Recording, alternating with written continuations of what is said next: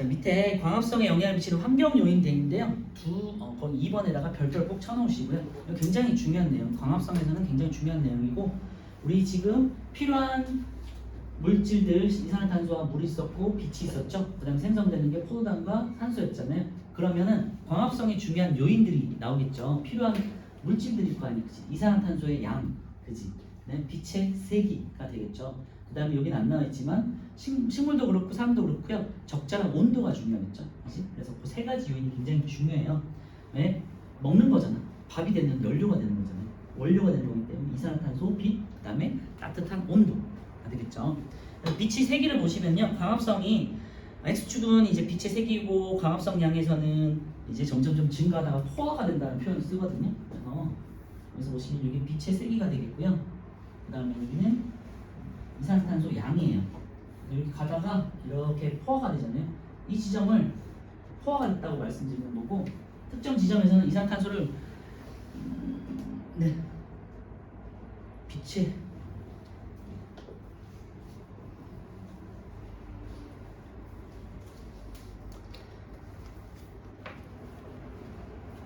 광합성 양, 광합성이 이루어진 정도가 되겠죠. 그래서 빛을 계속해서 세게 주다가 어떤 특정 지점에서는 광합성량이 이제 포화가 되는 거예요. 빛을 더 많이 주더라도 안 되는 거예요. 그 쉽게 생각하면 그렇게 생각하면 돼요. 우리가 밥을 먹다가 배가 부르잖아요. 그러면은 포화가 돼서 포만감이 생기면 더 이상 먹지 않잖아. 얘네도 광합성을 하다가 어느 정도가 다 채워지면은 이제 멈추는 때가 있겠죠. 그때를 말하는 거고, 요때 점을 우리는 광포화점이라고 해요. 책에 없는데 한번 써놔도 좋고요. 빛광자 써서 빛에 의해서 광합성이 포화가 되는 지점, 그래서 빛의 세기가 이 지점이 광포화점이 되는 거고요. 밑에 보시면 이제 광합성 양은 빛의 세기가 세수록 증가한다가 되는데 거기다 이제 밑줄을 해놓으시고, 일반적으로는 빛이 없다가 점점 세질수록 이제 광합성이 점점 증가해요. 특정 지점에서는 이제 일정하게 유지가 되는데, 그 이유는 엽록체 수가 일정하죠. 식물의 잎에는 엽록체들이 딱 정해져 있는 거잖아요. 계속해서 생기는 게 아니잖아. 그 엽록체에서 광합성을 계속하다가 빛이 어느 정도가 어느 정도의 세기가 되면은 엽록체가 광합성을 하는 엽록체들이 꽉 찰 거 아니에요. 더 이상 못 하겠지, 그죠? 그 지점이 이렇게 되는 거고요. 똑같은 그래프인데요. 이번에는 CO2 세기에 따라서 여기도 광합성량 똑같은 얘기예요. 광합성을 계속해서 이제 공급을 하다가 얘가 흡수하다가 배가 부르는 지점이 있잖아요. 아까 말씀드렸지만 엽록체가 이산화탄소를 가지고 광합성 계속하다가 엽록체가 모든 엽록체들이 이제 이산화탄소를 다 사용해서 이산화탄소를 가지고 광합성을 하고 있어. 그러면 뭐 더 이상 돌릴 수 있는 엽록체들이 없잖아요. 그지? 그럼 포화가 되겠지. 쭉 해서 일정한 기관이 나타나. 그래서 빛과 이산화탄소에 대해서는 똑같은 그래프 형태를 보인다. 계속해서 어느 정도 증가하다가 포화가 되면은 일정한 선이 유지가 된다. 참고해 주시고요. 그래서 밑에 보시면요, 광합성량은 이산화탄소의 농도가 높을수록 증가한다 돼 있죠. 그래서 똑같은 그래프 형태를 보이고, 이 지점은 지금 우리가 중요한 건 아닌데요.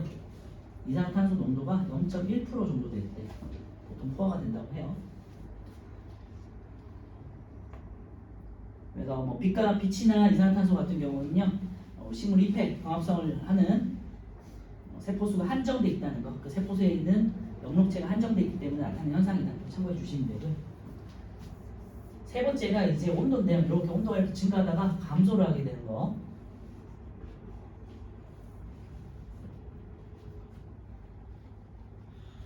여기 좀 특이하니까 기억해 두셔야 되고, 항상 차이가 나는 거 혹은 비교가 되는 것들이 시험에 나오거나 문제에 나오는 거잖아요. 그지? 그래서 이런 것들은 항상 똑같단 말이에요. 빛이나 이산화탄소는 증가하다가 포화가 돼. 그런데 온도 같은 경우는요, 증가하다가 감소하게 돼. 요거는 보통 사람하고 비슷해요.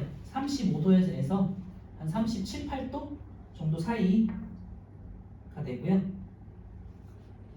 사람도 체온이 37.5도씩 이렇게 되잖아요. 한 40도씩 넘어가면 너무 살기 힘들잖아요. 얘네도 특정 온도 이상에서는 40도 이상에서는 이제 광합성이 감소하게 돼요. 그거는 다 광합성을 하는데 효소들이 사용되거든요. 효소라는 것들이 사용되는데 광합성을 하기 위해서 무슨 어떤 기관들이 사용될 거 아니에요, 그렇지? 그것들이 이제 단백질로 돼 있는데 단백질들이 열에 의해서 변성이 돼. 40도씨가 넘으면 열에 의해서 변성이 돼. 쉽게 생각하면 우리가 소고기나 돼지고기 같은 거를 불에다 올려놓고 놓으면 색깔이 변성되고 조직이 파괴되고 그런 것들 있잖아요. 단단하게 굳어지고 변성되잖아요. 그치? 그래서 가지고 있던 성질을 잃어버린다는 거예요. 변성되는 거예요. 그래서 광합성을 도와주는 효소들이 작용을 못하게 돼요. 40도씨가 넘어가면 열에 의해 변성되기 때문에. 그래서 특정 온도까지만 계속해서 증가하다가 그래서 우리 체온하고 비슷한 35에서 38도씨까지는 광합성이 되게 활발하게 이루어져요. 근데 만약에 온도가 너무 더워져, 반대로 너무 추워져, 너무 추워지거나 너무 더워져, 그러면은 광합성이 이제 힘들어지게 되는 거예요. 그래서 빛과 온도는 똑같은 그래프 형태를 나타내지만 온도에 대해서는 증가하다가 감소하는 형태를 나타내기 때문에 이 그래프가 굉장히 중요하다. 기억해 주세요. 세 번째 보시면요. 그래서 광합성량은 온도가 높을수록 증가하는데 일정 온도 이상에서는 급격하게 감소한다. 거기다 이제 밑줄에 놓으세요.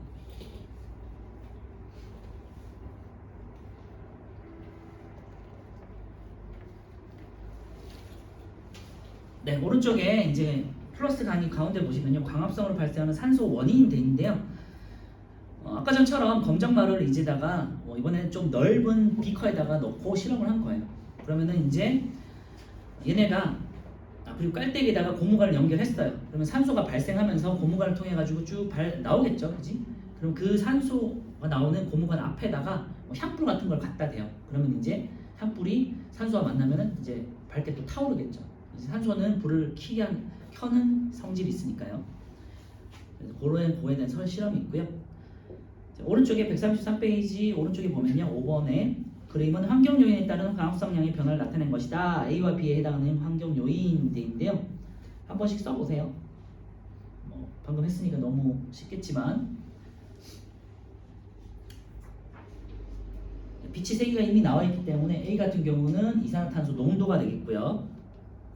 그리고 B 같은 경우는 이제 온도가 되겠죠. 그래서 증가하다가 감소한다. 40도씨가 되면 급격하게 감소하는 구간이 나타난다. 이거 잘 기억해 주시면 될 것 같아요.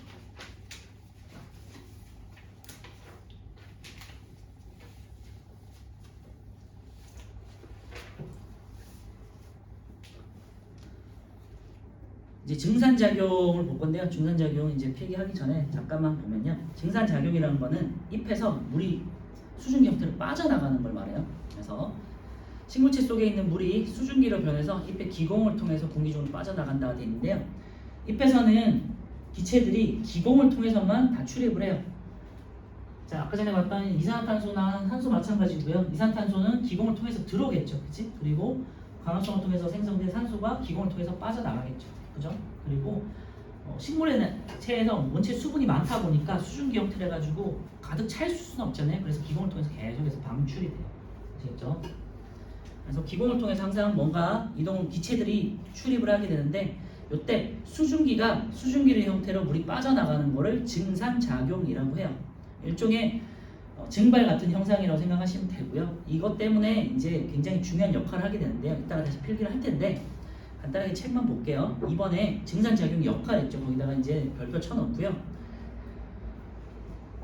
물이 수증기 형태로 기공을 통해서 계속해서 빠져나가요. 그러니까 쉽게 말하면 물이 계속해서 뭔가 빠져나가고 있단 말이에요. 그러면 그게 뭐가 중요한 거냐? 첫 번째 1번이 가장 중요한데요. 물 상승의 원동력이라고 돼 있죠. 이따가 다시 한번 정리할 텐데 한번 더 볼게요. 그냥 물 상승의 원동력 거기다가 밑줄에 놓고요. 물이 뿌리에서 잎까지 상승하는 원동력이 된다는 거예요. 처음에 물이 뿌리로 흡수가 되잖아요. 오늘 이따가 정리할게요. 삼투압의 형태로 삼투압 때문에 이렇게 흡수가 돼요. 삼투압이 뭔지는 간단하게 이따가 말씀드리고요. 삼투압 때문에 물이 흡수가 됐어요. 그 다음에 물관이라는 걸 타고 올라가잖아요. 근데 물이 중력에 반해서 위로 올라가는 거잖아요. 그죠? 그런데 물은 항상 아래로 내려가야 되잖아. 중력 때문에. 타고 올라갈 수 있는 이유가 모세관 현상이라고 해서 작은 관에 물이 부착해서 쭉 타고 올라가는 게 있어요. 모세관 현상을 통해서 쭉 올라가고 물끼리는 응집력이 강해요. 잘 붙는 성질이 있거든요. 물 같은 걸 이렇게 하면 잘 붙잖아요. 그치? 자기들끼리 물방울도 자기들끼리 잘 붙잖아요. 그래서 물방울 이렇게 연결되다 보면 붙겠지. 그래서 응집력 때문에 쭉 해서 올라간단 말이에요. 근데 위에서 뭔가 그 펌프처럼 올려줘야 되잖아요. 얘가 올라가는 데는 한계가 있잖아요. 올라가다가 멈출 거 아니에요. 모세관 현상도 계속해서 올라가는 거 아니니까. 그래서 식물의 위쪽에 있는 잎에서 계속해서 뭔가가 끌어올려야 되잖아요. 그게 이제 증산작용이라는 거예요. 그래서 증산작용으로 물이 계속 빠져나가잖아요. 그러면 압력이 낮아지기 때문에 물이 저절로 밑에서부터 위로 쭉 해서 따라 올라오는 거예요. 그래서 물 상승의 원동력이 된다는 거 굉장히 중요하고요. 두 번째는 이제 뭐 식물도 마찬가지고 동물도 마찬가지지만요. 수분이 보통 이제 사람의 구성이 보통 70%가 물로 돼 있다고 그러잖아요. 식물도 마찬가지로 물로 굉장히 많이 구성돼 있거든요. 그래서 식물이 수분량을 조절하는 데 굉장히 중요하다는 거고요. 왜냐면 식물이 너무 물이 많으면은 뭔가 배출해야 되잖아요. 근데 얘네는 뭐 이렇게 움직일 수 있는 형태가 아니기 때문에 기공을 통해서 수증기 형태로 계속해서 뭔가를 내보내야 돼요. 그리고 세 번째는 식물의 체온 조절돼 있는데요. 우리가 1학년 때 배우는데 기화열이라고 그래가지고 기화열을 통해 가지고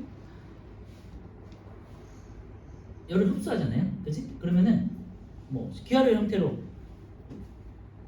열을 흡수하니까 이제 체온이 높아지는 것을 이제 막는다 돼 있죠. 그래서 기화열을 흡수해서 물이 수증기가 되면서 밖에서는 이제 에너지를 흡수하니까 식물 입장에서는 체온이 낮아지는 효과가 있겠지. 그지? 그런 거 했었잖아요. 우리 1학년 때. 그래서 식물이 이제 수분량을 조절하거나 뭐 체온을 조절하는 것들 간단하게 이제 알 수 있지만 첫 번째 가장 중요해요. 물 상승의 원동력이 된다. 물을 뿌리에서부터 잎으로 끌어돌리는 원동력이 된다는 거 이제 잘 기억해 주시고요. 잎의 증산작용 확인인데 여기까지만 하고 쉴게요. 실험을 보시면요. 가나 다가 있는데 그림을 보시면 가는 잎이 없는 줄기만 있고요. 나 같은 경우는 줄기에 이제 잎이 있는 거야. 그리고 다 같은 경우는요. 무슨 차이냐면 비닐봉지를 씌웠어요. 그럼 비닐봉지를 씌우면요. 수증기로 빠져나가는데 한계가 있겠지. 그지? 이제 막혀 있으니까 수증기로 빠져나가다가 그 다음부터는 이제 빠져나가지 못하게 돼요. 포화가 되니까. 그래서 그런 이제 실험이고요. 과정을 다시 보시면 1번에 같은 양의 물을 넣은 눈금 실린더 가나다에 잎을 모두 딴 나뭇가지와 잎이 달린 나뭇가지를 넣어서 식용유를 떨어뜨린다 되는데 식용유를 떨어뜨리는 이유는요. 이게 이제 식용유는 기름이잖아요. 물과 기름은 섞이지 않잖아요. 그러니까 여기 이제 뭐 시험관이나 메스실린더에다가 물이 있는데 요 위에다가 기름을 이렇게 넣으면은 물이 저절로 증발하는 걸 막아주는 역할을 하겠죠. 그지? 그래서 증발하는 걸 막고 나뭇가지나 줄기가 있을 때 이 식물을 통해서만 흡수될 수 있도록 물이 식물을 통해서만 흡수될 수 있도록 이렇게 기름을 여기다가 막을 형성을 시켜놓은 거예요. 그러면 저절로 줄어드는 걸 방지하겠지. 그거를 위해서 이제 실험적인 기법이고요.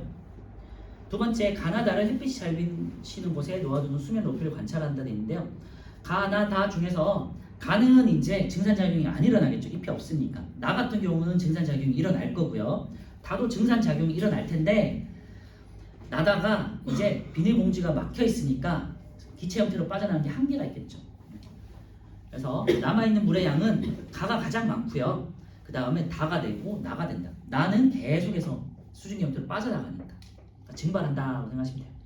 가는 잎이 없어서 증산작용이 일어나지 않고요. 나는 증산작용이 가장 활발하게 일어나는 곳이다. 거기다가 이제 밑줄 해놓고요. 다 같은 경우는 비닐봉지 안에 물방울이 맺힌다. 증산작용으로 해서 이제 수증기가 계속해서 빠져나가다가 포화가 되면 이제 물방울을 맺혀서 더 이상 빠져나가지 않는 거예요. 그래서 습도가 높아서 증산작용이 나보다 적게 일어난다. 정리를 보시면요. 증산작용은 식물의 잎에서 일어나는 거 우리가 확인하는 실험이었고요. 습도가 낮을 때, 그러니까 건조할 때 활발하게 일어나겠죠. 그죠? 증발이 잘 되는 조건하고 똑같다고 생각하시면 돼요. 네, 여기까지만 하고 좀 쉬었다가 나머지 할게요.